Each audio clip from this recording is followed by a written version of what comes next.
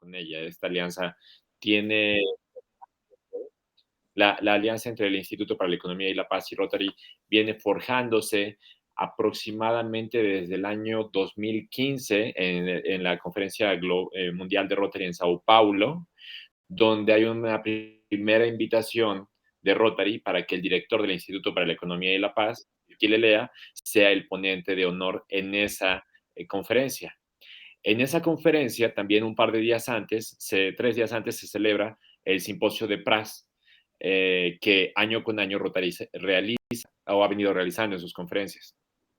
Entonces ahí nace la semilla para algo que eventualmente se convertiría en el programa de embajadores del Instituto para la Economía y la Paz, que inicialmente fueron becarios, ex becarios de la beca Rotary Pro Paz de maestría, y después se amplió para ampliarlo para llegar a un público que no fuese solamente rotario, sino también no rotario y de diferentes regiones.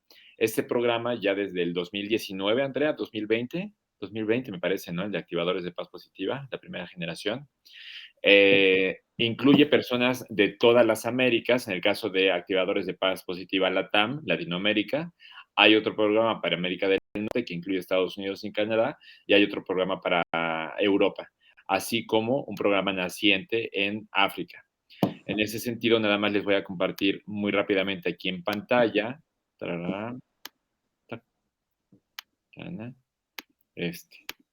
Les voy a compartir. Estas son algunas de las personas que auténticamente forman parte de la iniciativa en América Latina. Vienen señaladas las banderas de México para aquellos que vienen de nuestro país, pero que también vienen de diferentes distritos, el 4100, 4140, 4170, 4130, 4110, 4140, 4185. Pero también tenemos de Argentina, de Guatemala, de Colombia, del Ecuador, de Colombia, de Brasil, residente en Uruguay, Brasil también.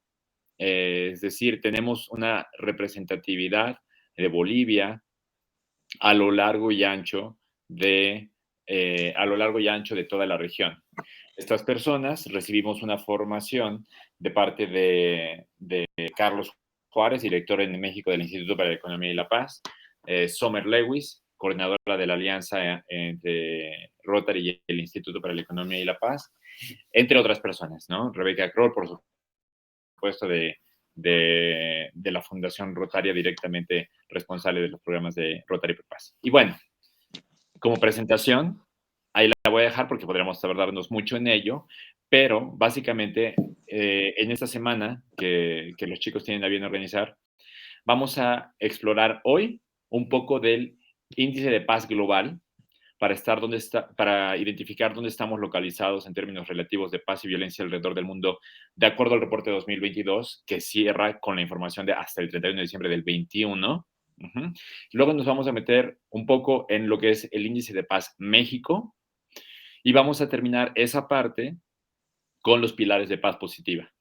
En todos los casos vamos a tocar la información de manera superficial, porque no es viable poder desentrañar todo en la hora que tenemos, porque queremos ser efectivos en términos del uso de tiempo y dejar un tiempo al final para preguntas y respuestas e interacciones con todas y todos ustedes. ¿De acuerdo? Entonces voy a empezar con la presentación asociada con el Global Peace Index, el índice de paz global, y me parece que... Exacto. Y voy a compartir en amplio esta presentación. Estoy aquí en... ¿Me confirmas, Andy, si ya se puede ver en completo? Sí, está perfecto. Perfecto, bien. Entonces, básicamente, el Instituto para la Economía y la Paz, me voy a demorar en esto unos primeros 20 minutitos, 15 minutos tal vez. El Instituto para la Economía y la Paz es un think tank, es decir, es un centro de pensamiento internacional e independiente dedicado a mejorar la comprensión global sobre lo que es la paz, para abordarla como una medida positiva, alcanzable y medible sobre el bienestar y el progreso humano. En ese sentido, esta iniciativa digamos, de dónde surge. Surge en Sydney, Australia, fundada por esta persona, Steve Kilelea, que es una persona por lo demás como de unos 65 años de edad aproximadamente hoy por hoy. Surge en los albores del siglo XXI, apenas en los tempranos 2000, y después de ello establece oficinas, por ejemplo, en La Haya y en Bruselas, en Europa, que son sede de los principales organismos internacionales localizándose en Europa, en Harare, capital de Zimbabue, en África. La oficina para las Américas se encuentra en Nueva York y hay una oficina en Ciudad de México muy activa, coordinada por nuestro amigo y muy querido ex becario, además Rotary Pro Paz, Carlos Juárez, del Distrito 4185. Bien, además, México es el único país del mundo que tiene el reporte anual del Instituto para la Economía y la Paz, el índice de paz México. Ninguna otra nación lo tiene. Estados Unidos tuvo durante varios años una secuencia, pero se interrumpió y hoy por hoy no se genera. Entonces, este año viene la 10ª edición del propio índice de paz México, que pues definitivamente establece un nuevo parámetro. Principales hallazgos del índice de paz global. Bueno, en primer lugar, hoy por hoy nos encontramos en el 16º, bueno, al 2022, hoy ya es 2023, pero al año pasado estábamos en la 16ª edición, la edición 17 va a celebrarse este mismo mayo de este año. Aquí se miden 163 países de los casi 200 territorios que están en el planeta, pero esos 163 países comprenden al 99.7% de la población mundial. Países que no están considerados son países que tienen menos de 1 millón de habitantes, ¿ok? Ahí es esta diferencia. Utiliza 23 indicadores con escalas del 1 al 5, donde 1 es la mejor posición, 5 es digamos, la posición con mayor índice de paz y la 5 con el más bajo. Desarrollado por el Instituto para la Economía y la Paz, pero está guiado y supervisado por un panel de expertos internacionales. Listo. Esos 23 indicadores se dividen a su vez en 6 que miden aspectos de conflicto, tales como la intensidad de los conflictos internos e internacionales, buenas relaciones entre países vecinos y número de muertes por conflicto. 10 indicadores de seguridad que se refieren a número de refugiados, número de IDPs.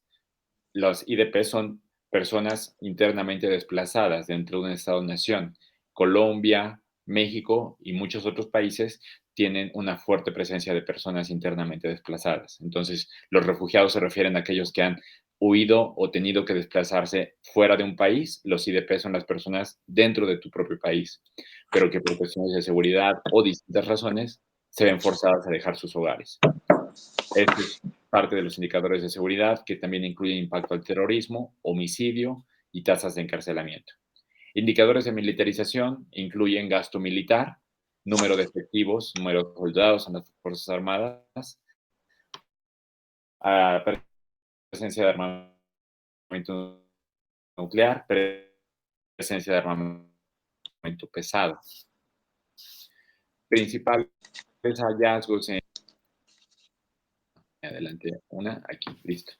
Islandia ha sido el país más pacífico del mundo durante varios años, lo sigue siendo. Afganistán es el menos pacífico durante varios años, lo sigue siendo. Niveles de paz se encuentran en su nivel más bajo desde el inicio del Global Peace Index, con menos 3.2%. Pareciera que no es mucho, 3% no nos dice demasiado, pero recordemos que son 23 indicadores, así que para que tú desciendas 3%, quiere decir que el planeta ha empeorado en muchos indicadores de manera sostenida durante mucho tiempo. Otro resultado, Ucrania muestra uno de los mayores deterioros y estamos hablando a diciembre del 2021. También dice, mientras que Rusia es el cuarto país menos pacífico del mundo, a diciembre del 2021, cuando todavía no empezaba la invasión de Rusia a Ucrania en febrero del 2022. Estoy escuchando un audio, no sé si me ayudas, Andrea, para apagar un audio que está por ahí. Dice, los peores puntajes desde el inicio del Global Peace Index se han dado en los siguientes aspectos: niveles de terror político, inestabilidad política, relaciones con países vecinos, refugiados y desplazados internos. ¿Qué es terror político? Terror político es algo que justamente estamos viendo en México y que se vive en otros países de la región latinoamericana, que tiene que ver con personas de diferente partido político al partido en el poder en un determinado municipio, región, estado, provincia o a nivel federal, pueden ser y son asesinados por contender por estas posiciones políticas. A eso nos referimos por terror político. También incluye la inestabilidad política, por ejemplo, el descauce el descarrilamiento de la transición democrática en nuestras regiones. Ya lo hemos vivido en Venezuela a lo largo de muchos años, una falta de probidad de las instituciones electorales y una falta de alternancia democrática efectiva.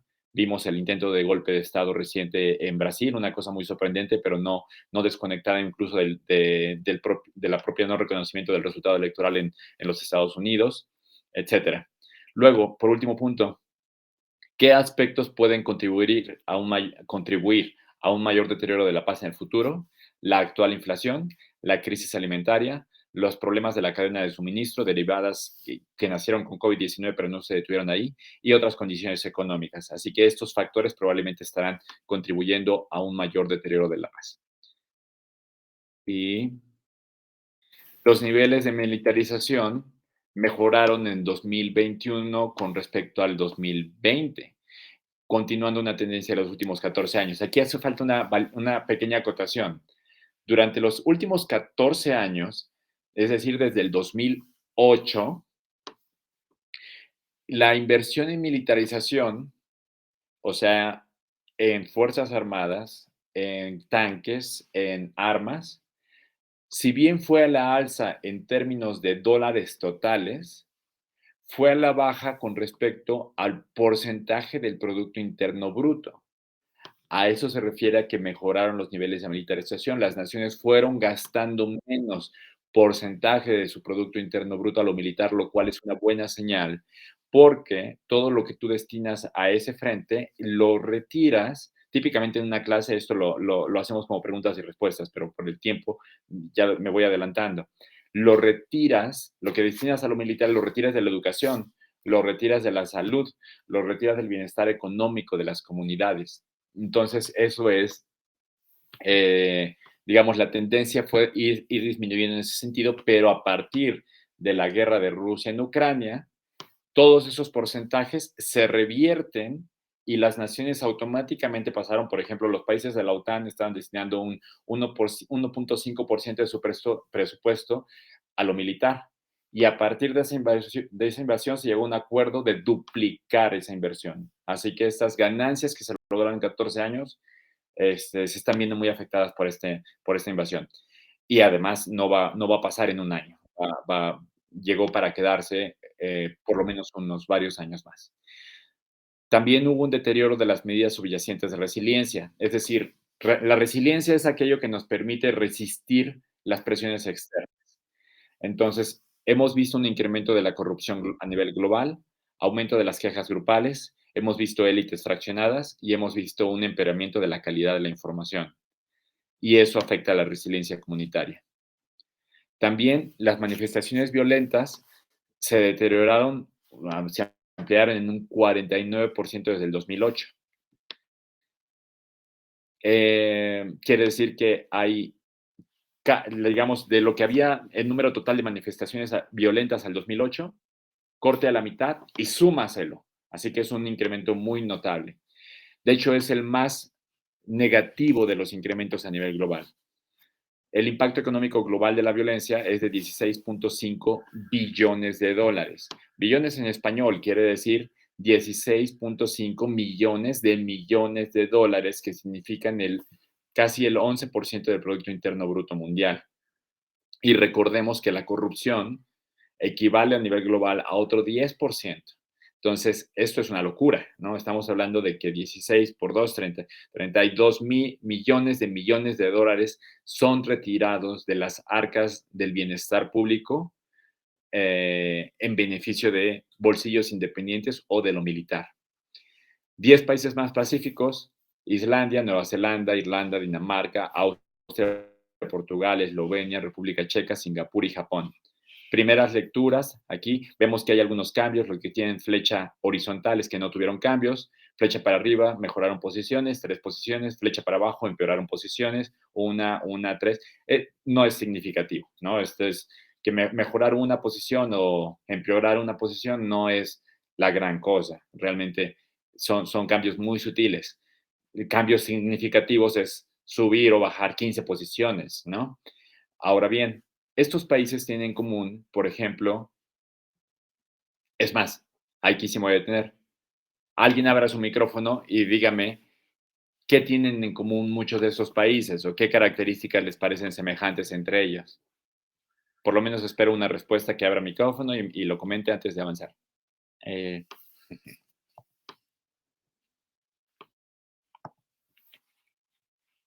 sí, los escuchamos. Perdón, no sé si democracia, son países democráticos. ¿Quién nos comenta? Soy Karen. Gracias, Karen. Exacto. Sí, en todos estos países hay democracias efectivas y florecientes. Hay elecciones, hay alternancia de gobierno. Otro aspecto, si los viéramos a más a profundidad también, es que muchos de ellos son gobernados por mujeres o han tenido mujeres en el gobierno o tienen, si bien no sé si paridad exacta, pero tienen participación de mujeres y hombres en los legislativos. El caso, la excepción notable es Japón. Japón es un país con altos niveles de machismo hoy por hoy y casi no hay mujeres en sus estructuras de poder. Eh, pero por lo demás, también están caracterizados porque la mayoría son países europeos. Muchas de estas naciones son países de características caucásicas, excepto por Singapur y Japón. Nueva Zelanda, por supuesto, es Oceanía, sin embargo, su influencia eh, occidental, digamos, es innegable.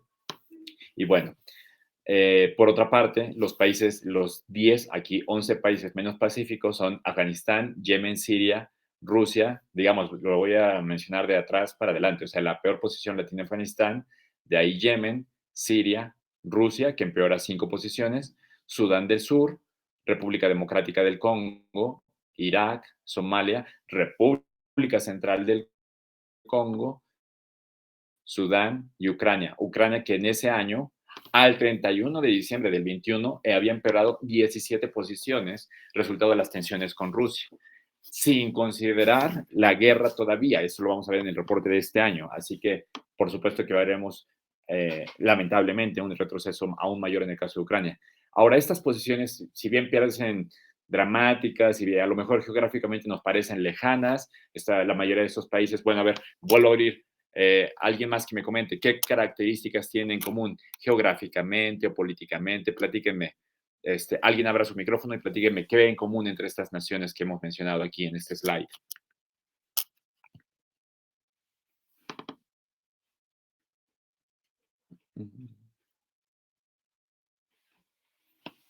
Brunito. Pues en sí que están entre Asia y África, ¿no? Es lo que veo, básicamente. Sí, estamos hablando, gracias Bruno, estamos hablando del Asia más oriental, digamos, en el cercano oriente, Estamos hablando de los países de Asia que están más pegados a Europa, estamos hablando de Oriente Medio, estamos hablando del norte de África, estamos hablando de África Central también, así que hay una serie de características geográficas. Muchas de estas naciones tienen procesos de migración, pero es importante, incluso yo creo que muchos de la audiencia aquí hoy son personas particularmente jóvenes, en sus tempranos 20 o en sus, digamos, en sus 20 de alguna u otra forma.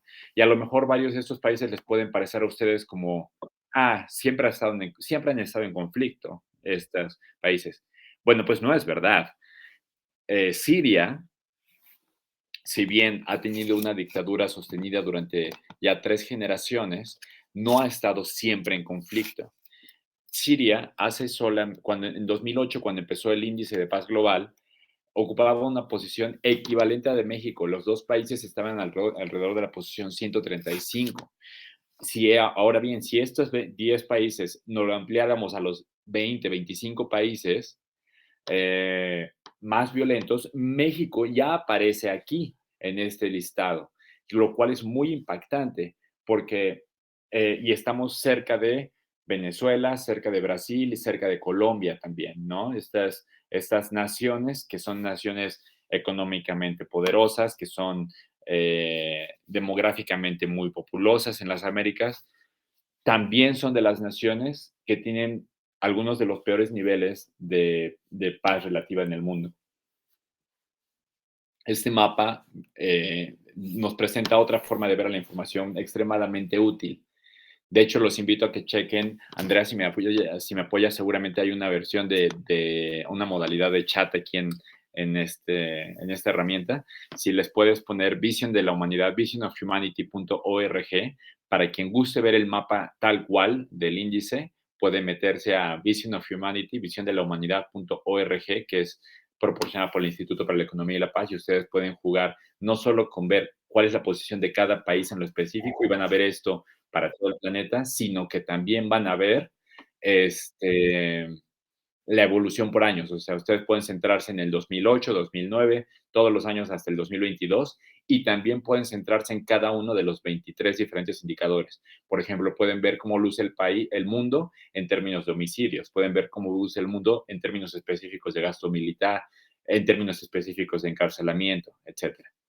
Entonces, estos fueron algunos de los países que mejoraron bastante. Mejoró mucho Libia, Algeria, Egipto. Este bloque de países coincide con, entre comillas, la finalización de la primavera árabe, o digamos, el primer resultado de la primavera árabe concluyó y están en una segunda etapa, pero ya tuvieron mejoras. Filipinas mejoró varias posiciones, pero pues realmente sigue muy atrás. Luego, 5 países que se deterioraron mucho. Bueno, naturalmente Ucrania, que disminuyó 17 posiciones. Rusia empeoró 5 posiciones. Burkina Faso bajó 12 lugares.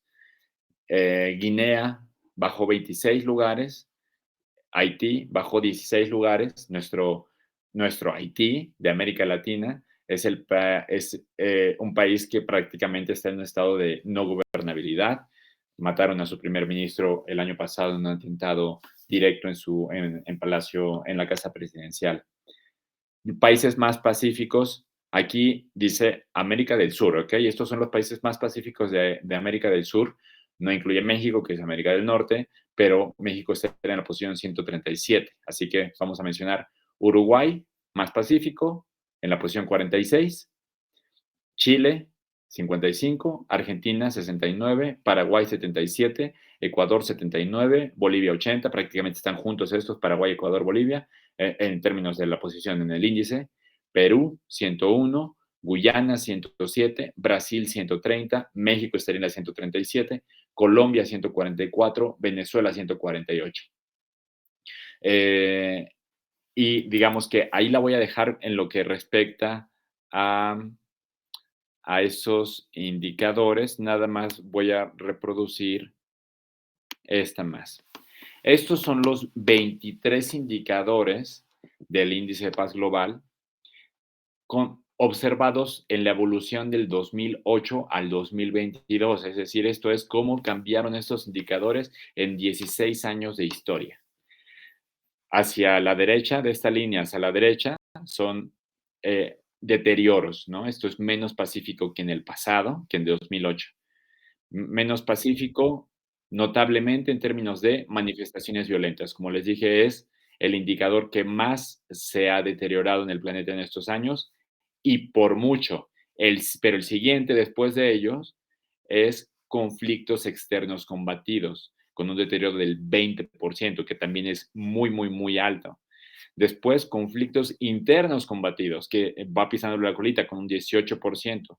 Después, naturalmente, refugiados y desplazados internos, que es una consecuencia directa de las guerras y los conflictos, es que la gente se ve forzada a dejar sus hogares. La intensidad de los conflictos internos ha aumentado, las relaciones entre los países vecinos han empeorado, ya ha empeorado también la inestabilidad política y los crímenes violentos. Por otra parte, ¿Qué ha mejorado un poco? Curiosamente, la percepción de criminalidad ha mejorado, el porcentaje del Producto Interno Bruto venía disminuyendo, pero en realidad ahorita con la guerra más reciente de Rusia en Ucrania, esto va a cambiar en el siguiente índice con certeza. Conforme a eso, también va a haber bajado el gasto en exportaciones de armas.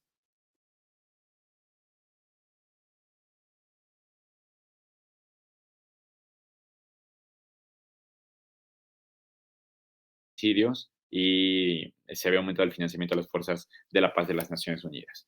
Por ahí la vamos a dejar en lo que tiene que ver con el índice de paz global y ahora voy a avanzar a lo que tiene que ver con el índice de paz México. Le voy a destinar a esto unos 10, 15 minutitos más. ¿Ok? Voy a intentar no. Sé que tenemos audiencia que no solamente viene de México, así que voy a intentar avanzar de manera fluida, útil para todos. Índice de paz México, ¿lo podemos ver, Andrea? ¿Sí se ve o no se ve?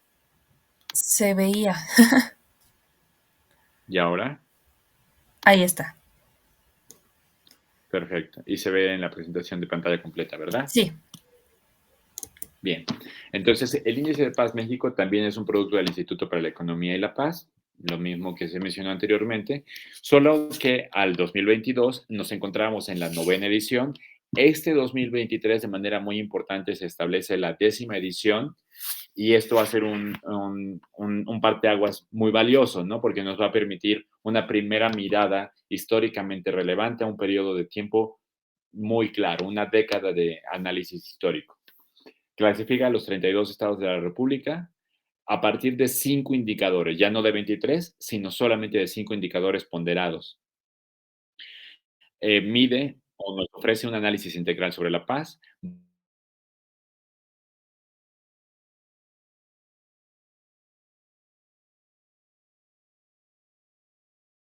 Escapan este índice. Las cifras negras se refieren a todo lo que no es reportado por las secretarías gubernamentales.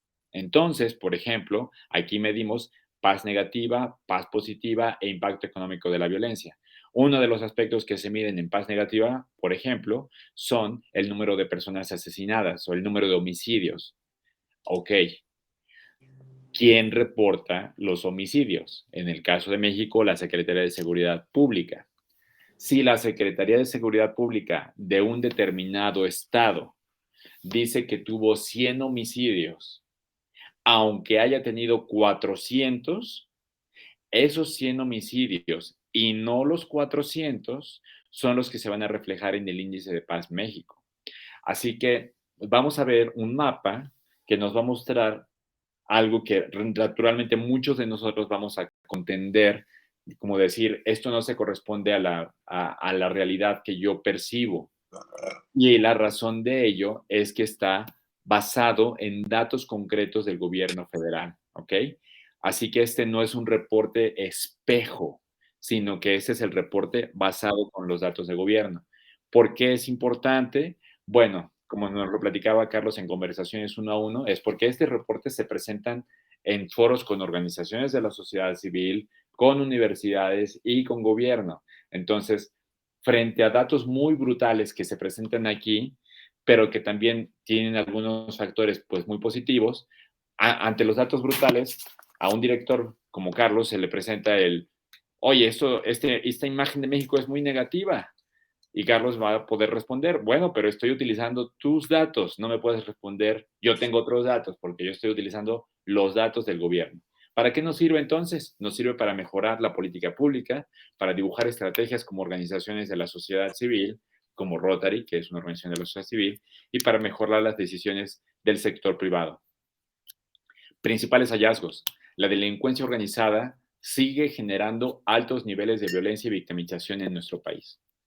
Los homicidios disminuyeron por segundo año consecutivo, pero la tasa se mantiene en niveles históricamente altos con más de 34,000 muertes solamente en 2021. Esto es una brutalidad de resultados, ¿eh? O sea, nosotros hemos perdido 200,000 mexicanos desde la guerra contra el narcotráfico, 2006. Esto es 1/5 de habitantes. Es brutal el número. Podemos decir y celebrar, tenemos menos muertos que el año pasado, sí, pero si tus números tienen este nivel altísimo y tenemos tantos cientos de miles de desaparecidos, muchos de los cuales están muertos, en realidad esta cifra de disminución no es tan relevante como el histórico. De 2015 a 2021,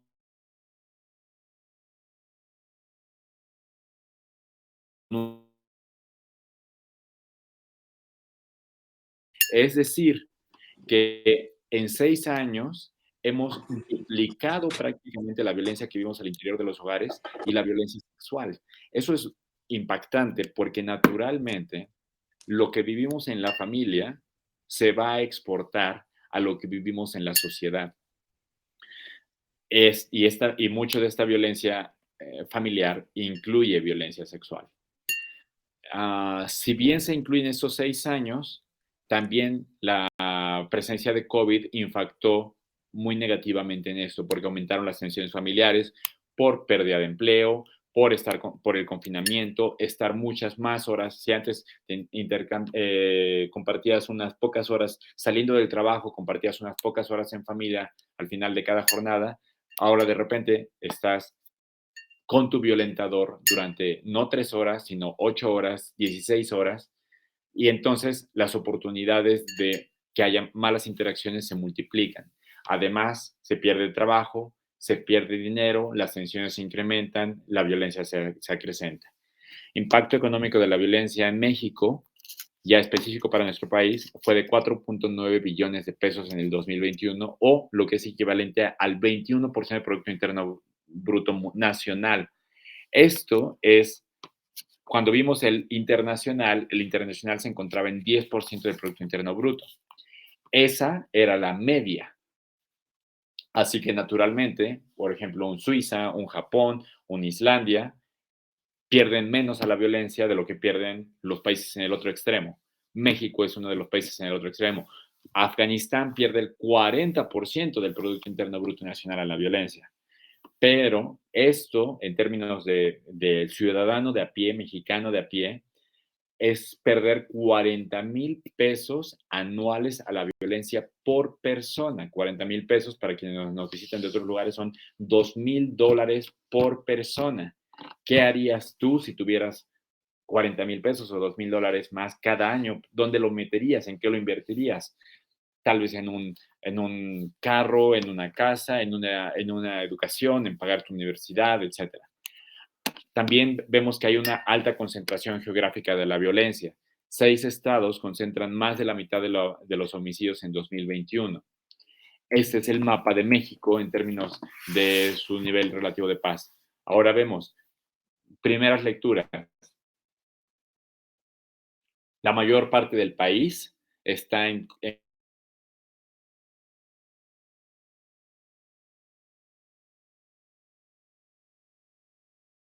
noticia dentro de eso es que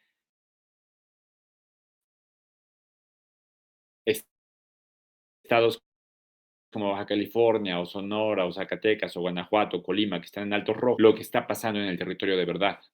Otros estados como Veracruz que están en alto verde, como Tlaxcala que está en muy alto verde, como Tamaulipas que está en verde también, están viviendo una violencia y no está siendo reflejada en sus reportes de la Secretaría de Seguridad Pública. ¿Cómo lo sabemos? También porque el propio índice nos presenta un reporte de confiabilidad de los resultados. Por ejemplo, los ministerios públicos, la Secretaría de Seguridad Pública se basa en los reportes del Ministerio Público y en una conclusión. Digamos, la conclusión del Ministerio Público es que determinada persona que falleció por asesinato, ¿ok? Entonces ese fue un homicidio o un feminicidio, ¿ok? Pero el INEGI, el Instituto para la Geografía y la Información, registra las actas de defunción que presentan las funerarias. En las actas de defunción no es un documento del Ministerio Público, de la Procuraduría. Simplemente establece que la persona falleció por impacto de arma de fuego. Ese impacto de arma de fuego no está diciendo que fue un asesinato, ¿no? Solamente está diciendo que fue una arma de fuego. Si el INEGI reporta 200 muertes por arma de fuego y la Secretaría de Seguridad Pública reporta que fueron 50 asesinatos, los otros 150 personas que murieron por arma de fuego, ¿de qué murieron? Bueno, pues esa es una cifra negra. No había una bala flotando en el aire y una persona corrió a 198 kilómetros por hora y atravesó su cuerpo contra la bala en el aire, ¿no? Que probablemente ocurrió un asesinato que no fue reportado. Entonces, ese reporte de cifras negras está también disponible en el propio Índice de Paz México, ¿ok? Son estos algunos de los estados que aparecen en ese sentido como más pacíficos y menos pacíficos. Y lo que podemos ver en estos indicadores 2021 es que aumentaron los delitos con violencia, aumentaron los crímenes de la delincuencia organizada, disminuyó la cárcel sin sentencia, disminuyó homicidio y de los delitos cometidos con arma de fuego también bajaron. Esto no es tan significativamente, estadísticamente relevante de un año con respecto al otro como este otro factor, la revisión 2016 a 2021. Del 2016 al 2021, 23 estados mejoraron y 9 estados empeoraron. Pero los que empeoraron mucho, ¿ok? Por ejemplo, 6 estados concentraron la mitad de los homicidios del país: Guanajuato, Estado de México, Baja California, Chihuahua, Jalisco y Michoacán, típicamente estados identificados en la ruta del narcotráfico. La violencia de género, las personas desplazadas, las personas desaparecidas y la violencia contra periodistas alcanzaron niveles máximos históricos en estos pasados 6 años.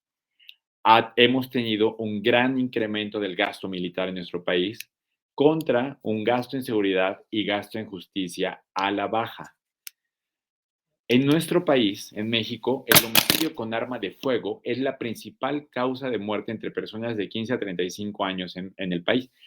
Esto quiero contrastarlo con el hecho de que a nivel global, la principal causa de muerte en personas de 15 a 35 años son accidentes con traumatismos, por ejemplo, accidentes en vehículos, que es más esperable morir de eso, o sea, no es deseable, pero esperaría, si murieras joven, tal vez pensarías que vas a morir de un accidente o de una enfermedad, pero esperarías no morir por arma de fuego. En México, si tienes de 15 a 35 años y tienes el infortunio de fallecer, es probable que sea por homicidio. El tráfico de marihuana cayó drásticamente, mientras el fentanilo creció 870%. Entonces, simplemente, bueno, hemos tenido una legalización de la marihuana progresiva y además el fentanilo simple y llanamente deja mucho más dinero para los narcotraficantes. Estos son el incremento de homicidios. Aquí es donde vemos que el país bajó el número de homicidios de un año al otro recientemente, pero son niveles increíblemente altos con respecto a cómo estábamos en 2015. México tiene la octava tasa más alta de homicidios en el mundo, con 26 personas asesinadas por cada 100,000 habitantes en un año. Y 2/3 partes de los homicidios están relacionados con la delincuencia organizada en nuestro país. Estas son estadísticas que nos muestran que mientras el asalto y el robo se ha mantenido más o menos estable, la violencia sexual y familiar se han incrementado. Impacto económico de la violencia: 20% del Producto Interno Bruto del país, pero ese 20%, ¿en dónde se pierde? Homicidio, 43%, delitos con violencia, asalto, robo, delitos sexuales, o 37%. Entre los dos se suman 80%. Es decir, que la mayor parte, el 80% de lo que perdemos económicamente tiene que ver con las personas asesinadas, y el Estado había originalmente invertido en salud, en educación y pensaba tener un retorno de inversión con años productivos de la vida de esa persona, y otras personas que no fueron asesinadas, pero que perdieron extremidades, perdieron movilidad, tuvieron alguna discapacidad o fueron, por ejemplo, afectados sexualmente, y esa persona que es afectada sexualmente no va a regresar al día siguiente a trabajar como si nada hubiera pasado, sino que deja de ser productiva durante un tiempo y requiere un tratamiento psicológico para restablecerse. Además de ese 80%, un 13% se fue a gastos militares, de seguridad pública y de sistema de justicia, y gastos de protección un 5%. Aquí lo que podemos ver es que los gastos militares se han incrementado sustantivamente desde el 2007 hasta el 2020 y en particular en el gobierno federal actual se ha incrementado por mucho el gasto militar, mientras que el gasto de seguridad pública ha venido a la baja, en particular con el gobierno actual, y el gasto en el sistema judicial también ha venido a la baja, en particular con el gobierno actual. Esto es, y aquí voy a dejar de compartir pantalla porque, digamos, queremos tener tiempo para intercambio de preguntas y respuestas. Quiere decir que nosotros sabemos estadísticamente en función de lo que hemos visto a lo largo de años del trabajo del Instituto para la Economía y la Paz y de muchas otras instituciones, que $1 que metemos a lo militar es perdido porque se convierte en una ametralladora, en un tanque que está ahí embodegado o avanzando en las calles, pero no va a generarle nuevo bienestar al país. $1 que metemos a $1 que metemos a la seguridad, a la educación, a la salud, ese dólar tiene un retorno de inversión entre 6 y 10 veces. Pero nosotros, por ejemplo, invertir en el sistema de justicia del país quiere decir contratar más ministerios públicos, capacitar a los jueces en equidad de género, en enfoque, en perspectiva de género, por ejemplo. No lo estamos haciendo. De hecho, le estamos retirando dinero al sistema judicial del país. En una nación donde tenemos 99% de impunidad en los homicidios y más del 90% de impunidad en los crímenes en general, la falta de inversión en la seguridad, en el sistema de justicia, es muy grave, porque en su lugar estamos invirtiendo en lo militar. Entonces, por un lado, nuestro discurso es, las instituciones están robándole al pueblo, como por ejemplo, y lo compartía hoy en mi Instagram, es el gobierno señala que estamos gastando mucho en el sistema electoral, en el Instituto Nacional Electoral, y que ese dinero se lo estamos robando al pueblo. Bueno, pues ese mismo gobierno, este mismo año, está comprando nuevas patrullas para la Guardia Nacional, que está en proceso de militarizarse. La adquisición solamente de esas patrullas es el 40% del presupuesto del Instituto Nacional Electoral. Así que este discurso de que estos niveles de gasto son irreales no es cierto, simplemente no es verdad. El gobierno está retirando dinero de nuestros sistemas democráticos para meterlo en lo militar. Y eso atenta severamente contra las perspectivas de desarrollo de nuestras generaciones futuras. Y esta no es una situación exclusiva de México. En el mundo estamos destinando más a lo militar y eso significa menos a la educación, a los sistemas democráticos, a la salud. Nosotros, o ustedes, como nuevas generaciones, lo que nos toca es tener conciencia de estas piezas de información, porque mañana ustedes van a estar en las posiciones de toma de decisión de política pública, y es importante que esas decisiones estén informadas y concientizadas en torno a esto. Ahora, nada más por último, voy a enfocarme justamente en los pilares de paz positiva.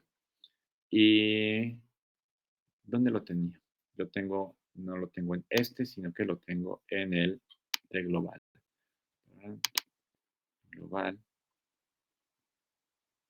Un segundito.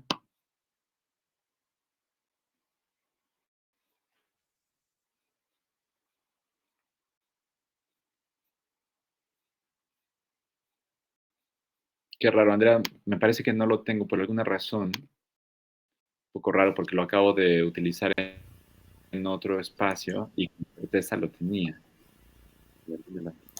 Ok. Estoy seguro que por aquí. Buscas el puro esquemita, ¿verdad?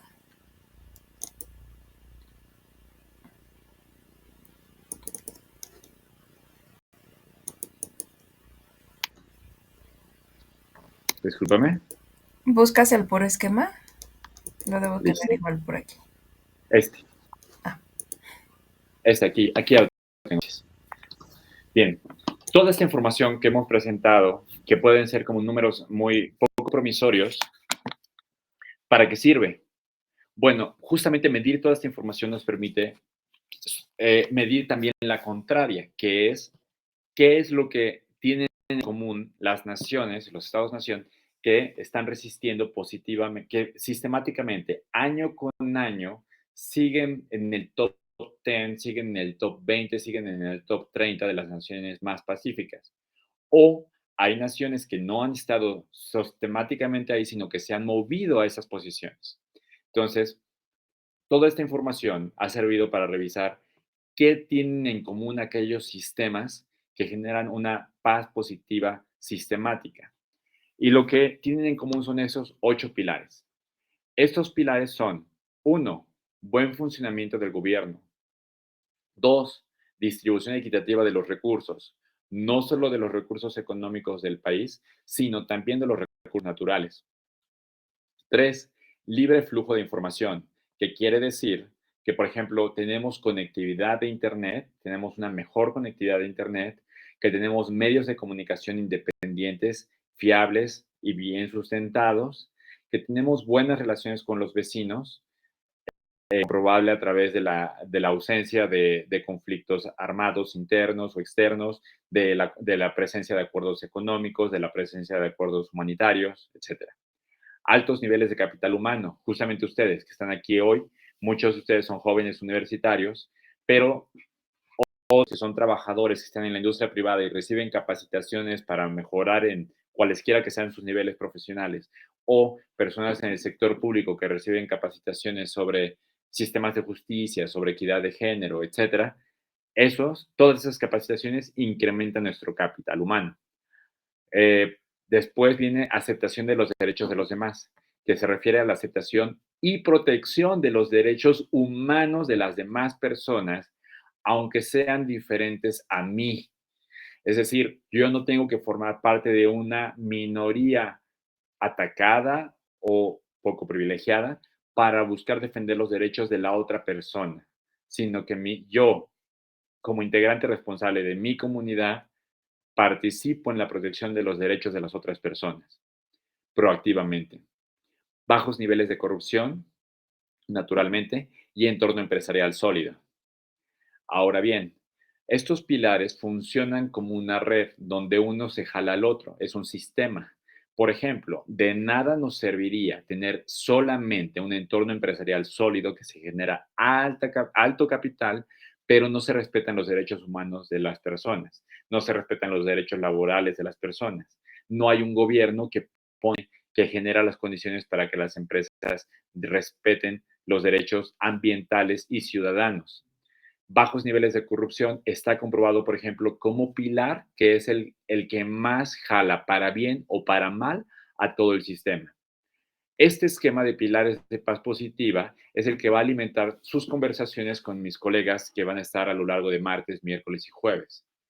Esta paz positiva es definida, por ejemplo, como la presencia de actitudes, instituciones y estructuras que crean y sustentan sociedades pacíficas.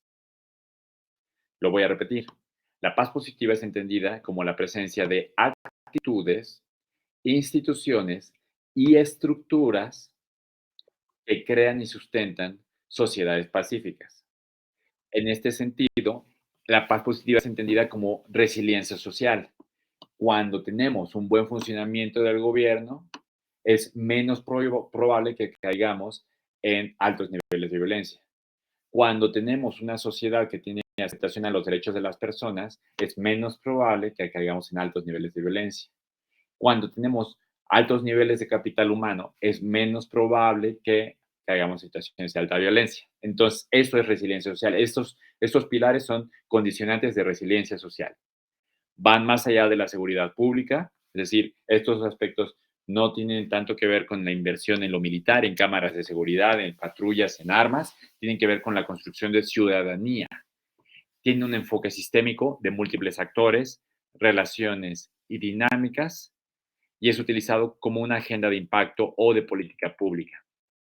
Quisiera ya cerrar nada más con que es un contraste justamente cuando les digo que México invierte muy poco en su sistema de seguridad interna y sistema judicial, no es solamente a lo que dice Jorge. México forma parte de la Organización de Cooperación y Desarrollo Económico. La media de países que están en la organización destinan 1.76% de su Producto Interno Bruto a seguridad interna y sistema judicial. El país que más destina es Costa Rica, con 2.5%. De ahí están todos los países de la OCDE y México es por mucho el que menos le destina, con 0.63%. Y nuestros resultados a nivel global reflejan esa falta de inversión en este importante sector. Entonces, bueno, esto es lo que quería apuntar como parte de esta información y si gustan avanzamos a la parte de preguntas y respuestas. Andrea, estamos en tus manos. Y gracias a Muchas, todos por haber acompañado esta.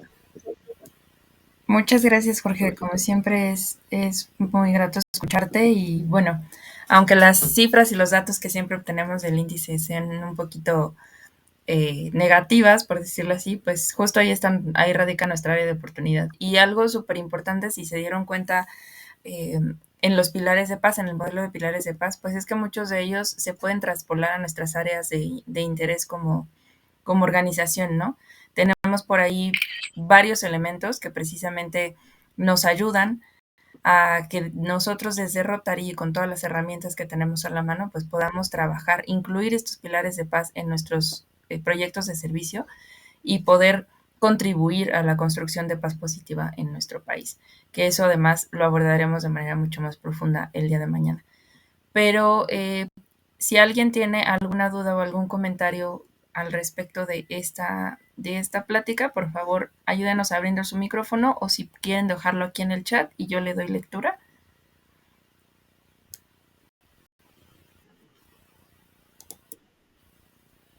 Karen, adelante, por favor. Muchas gracias. Bueno, un gusto con todos. Igual quería agradecerles por haber hecho estos talleres, empezar con el lunes con estos talleres. Creo que es información súper valiosa, al menos cuando se trata de Rotary. Algo que sí me frustra a veces es que no encuentro información y sí quería saber sobre esto de la alianza porque me parece interesante, justo porque a la final solo México tiene este índice, o sea, para más específico y pues a la final nos ayuda a entender un poco más sobre la paz positiva. Tenía unas preguntas justo de esta alianza. Si bien entendí que en 2015 empezó la semilla. No sé qué fecha exacta fue la firma o tal vez ya la alianza como tal. Y tal vez entendí que una de las propuestas o no, actividades, sí, o proyectos, podría decirse así, que se hicieron a partir de la alianza fue esto de los activadores de paz.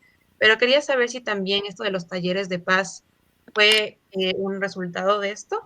Bueno, acá en Ecuador no hemos tenido, pero estoy justo haciendo mi tesis sobre el taller de paz que se dio en 2017 y pues necesito entender cómo es esto. Entonces quería saber eso. Muchas gracias.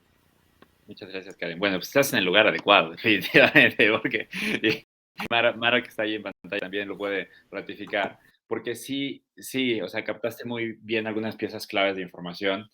Todos los encuentros nacionales de paz positiva que tuvieron lugar en México en 2017, primer encuentro nacional, Un México más fuerte, pilares de paz positiva, 2017, fue una subvención global inspirada en el encuentro del 2015. En 2015, cuando Steve Kilelea es el conferencista principal de la conferencia de Rotary y del simposio de paz, ahí, junto con el presidente de Rotary International y resultado del trabajo directo de Rebecca Kroll, dicen, hagamos algo en conjunto. ¿Qué va a ser ese algo? Vamos a seleccionar a 10 personas de los becarios Rotary Pro Paz, de maestría de la beca Rotary Pro Paz, para que sean embajadores del Instituto para la Economía y la Paz, y justamente lo que acabamos de hacer, que representen estas piezas de información, que se capaciten en ellas y las presenten a una audiencia más amplia. ¿Ok? Ok. A esa iniciativa de los 10 se acompañó de una convocatoria donde las personas, los más de 1000 becarios que éramos, presentamos ideas de proyectos.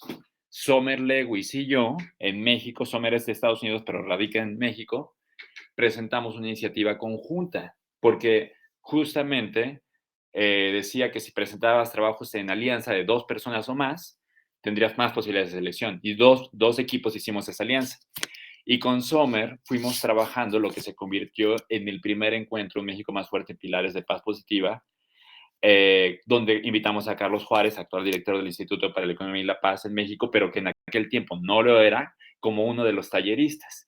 Y Mara Tavernier, que está aquí hoy presente, fue como rotaractiana mi brazo derecho para la organización de ese encuentro, logísticamente hablando. Y entonces, 2017 se hace el primer encuentro, se desarrolla como una subvención global que termina en 2 años después. 2019 se hace el segundo encuentro al mismo tiempo que nuestros colegas pares en Colombia hacen el propio.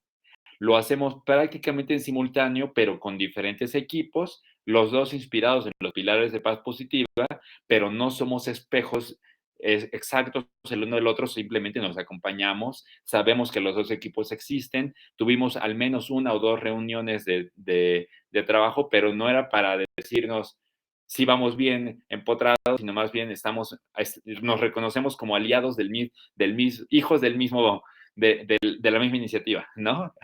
Y entonces, en 2019 se lleva a cabo la segunda de México, la primera de Colombia, y al final del 2019 se firma como tal la alianza del Instituto de Economía y la Paz con Rotary, nombran a Sommer coordinadora de la alianza, y en 2020, ya con la pandemia encima, sí se lanza, digamos, la pandemia empezó en marzo, se lanza la convocatoria de activadores de paz positiva como primer resultado, primera iniciativa conjunta propiamente de la alianza, aunque los encuentros ya habían resultado de un hermanamiento de estas dos instituciones. Y en esa selección, los activadores de paz positiva nos íbamos a encontrar en persona. Éramos unos 25 o 30 personas, pero estalla la pandemia y se mueve todo a capacitaciones en línea. Y de ahí, algunas personas, por ejemplo, Andrea, Mara, Mario, que están aquí, Coque, que no lo veo, pero también, y muchos otros que incluso fueron graduados del primer y del segundo encuentro de Pilares de Paz, se han convertido en activadores de paz positiva muy activos en las Américas, y no son los únicos, ¿no? Hay otros en otros países de la región, pero ellos tienen la ventaja de que al estar en el mismo país, pues han hecho una buena mancuerna, aunque son de diferentes distritos. Son buenos amigos. Bueno, ahí la dejo con Andrea y con Mara para que nos puedan platicar más. Listo. A ver, Jorge. Oye, Jorge, bueno, yo soy José Luis Muñoz, soy del distrito 4185 y pues quiero felicitar, Jorge, diste unos datos buenos, precisos, que muchas veces se desconocen y a la vez muy preocupantes. Y bueno, hay muchas cosas que hacer. Bueno, yo quiero felicitar de entrada a todos los jóvenes que están aquí, que sobre todo están interesados en este tema, que se quieren involucrar, ya que tenemos que hacer que más gente, más personas se involucren para poder lograr la paz, porque como vemos, vivimos mucha despaz, nos quejamos, nos preocupamos, nos desahogamos platicándolo, pero cada vez es más violento. Y la verdad es muy poca gente la que se preocupa en trabajar para disminuir esto. Pero pues con ustedes yo creo que empezando y bien animados que los veo todo, yo creo que podemos lograr muchas cosas. Yo he trabajado en esta cuestión desde el 2007, que me invitaron, por cierto, en la Secretaría de Prevención de México. Y bueno, hemos dado muchas pláticas, pero las damos acerca de educación pro paz, sobre todo también prevención del delito y algo muy importante que se nos ha olvidado a todos, como son los valores. Si con estas tres cuestiones empezamos a trabajar, sobre todo a los niños, porque nosotros hemos dado muchas pláticas para niños, desde primaria, secundaria, claro, preparatoria ya se dan otras, profesionales más, pero hay que involucrar a los niños porque, por ejemplo, por decir, contra los delincuentes nunca vamos a poder, contra los traficantes menos. El que quiere ser drogadicto lo va a hacer siempre, pero ¿qué tenemos que hacer nosotros? Hay que preverlos. ¿Cómo? Con valores. Incluso para nosotros también tener paz, ¿qué tenemos que hacer? Tenemos primero que tener paz con uno mismo, con la familia, en el trabajo, con los amigos, con la comunidad, incluso en nuestros mismos clubes. Si no tenemos paz con los mismos miembros de nuestro club, pues ¿qué podemos hacer para la comunidad, no? Entonces, pues hay mucho trabajo que hacer y pues yo los felicito y pues poquito a poco hay que ir avanzando. Y felicidades nuevamente, Jorge, y gracias por la invitación a Mario, que me invitó aquí a estar hoy con ustedes, pero pues gracias por estar aquí, muy interesante todo. Gracias, Paz, gobernador José Luis, un gusto. Había una pregunta que creo que Karen decía que si después para platicar un poquito más de los talleres, y justamente Mara ahí compartió su número de celular en el chat, si gustan contactar con ella sobre esto, porque definitivamente creo que Mario, Andrea, Mara han dado seguimiento muy puntual a esto. De hecho, fue la intención de los encuentros de pilares de paz positiva, es que las nuevas generaciones como ellos fueran quienes fueran tomando la batuta progresivamente. Y bueno, o sea, cuando Andrea me hizo favor de invitarme hoy, pues es muy bonito, ¿no? Es como bonito decir y verlos a ustedes aquí, ¿no? O sea, porque ustedes están aquí resultado directo de la iniciativa de ellos, ya de este equipo, poniendo manos a la obra y como dice el Paz Gobernador, José Luis, realmente lo más importante que estas charlas son los talleres e incluso más importante que los talleres es la implementación de proyectos de paz positiva en la comunidad. Proyectos de paz positiva, por ejemplo, yo como profesor en la Facultad de la Universidad Iberoamericana Puebla, los desarrollamos tal cual, o sea, los chicos proponen un proyecto de paz positiva en su colonia, en sus comunidades. Es decir, estos tópicos no son, el marco de pilares de paz positiva no es únicamente para los estados-nación. Puede llevarse a cabo para proyectos que tengan que ver entre estados o provincias de una república, puede hacerse en municipios y puede hacerse entre colonias, incluso podría hacerse entre familias. Y la intención es de presentar estas piezas de información que vimos hoy, es tener el contexto que nos encamine, como lo van a encaminar mis colegas en estos próximos días, ya sé qué es paz positiva, ya sé qué es paz negativa, ya sé cuáles son los pilares de paz positiva. ¿Podemos, por favor, movernos a la acción? Bueno, pues esto es lo que vamos a estar viendo en los próximos días. Andy. Muchas gracias, George. Efectivamente, de eso se trata esta Semana de la Paz. No sé si alguien por ahí tenga otra pregunta, algún comentario para ir cerrando también nuestra sesión de hoy.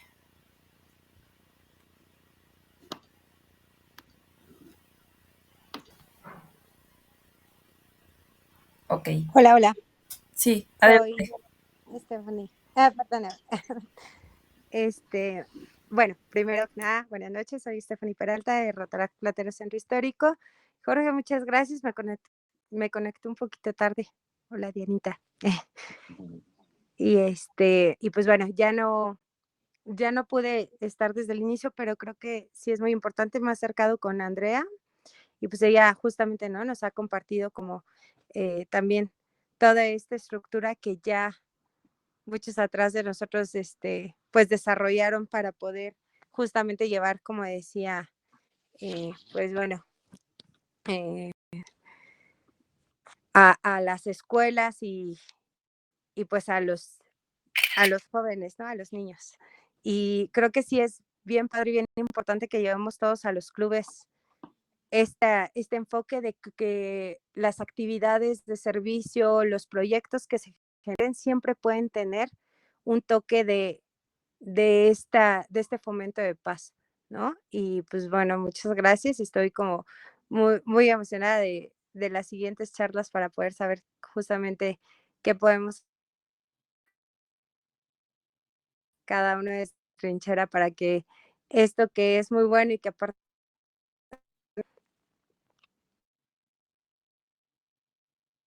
Ay, muchas gracias. Creo, se nos fue, se nos fue en sus palabras finales. Pero bueno, la ventaja es que queda grabada la sesión y Andy seguramente les podrá compartir. ¿Cómo podemos saber, Andy, a quién hay que compartirle esto? Bueno, el video, primero lo voy a revisar porque es la primera vez que grabo con esta plataforma, pero si todo salió bien, lo vamos a subir a nuestro canal de YouTube del Distrito 4170 y ahí pueden revisar tanto la de hoy como el resto de los talleres.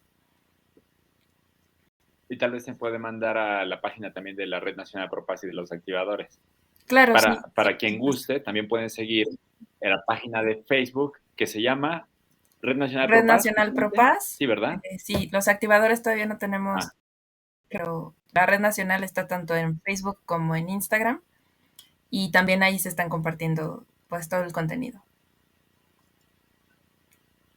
Entonces, si alguien quiere revisar esta conferencia completa, puede acercarse al Distrito Rotaract 41. ¿Cuál es la página, el nombre de la página de Facebook del Distrito 4170, Andy? Rotaract Distrito 4170.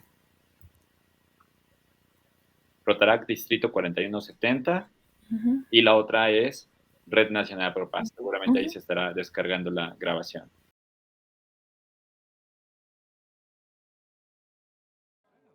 With over 1 million